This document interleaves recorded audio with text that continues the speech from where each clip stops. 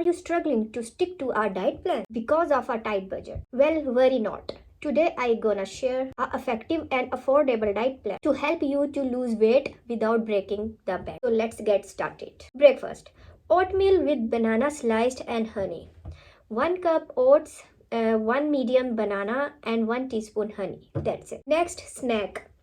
Carrot sticks with hummus. 4 to 5 baby carrots and 1 tablespoon of hummus. Lunch. Black beans and corn salad with a whole wheat tortilla. 1 cup cooked black beans, 1 cup corns, 1/4 cup chopped bell peppers, 2 tablespoon olive oil, 1 whole wheat tortilla. Snack. Apple sliced with peanut butter. 1 medium apple sliced, 2 tablespoon peanut butter. Dinner. Lentil soup with whole grain bread, 1 cup cooked lentils, 2 cup vegetable broth, 1/4 cup chopped onion, 2 slices whole grain bread. Before bedtime. Greek yogurt with berries. Half cup Greek yogurt, half cup berries, frozen or fresh. Total cost under $12. Some general tips.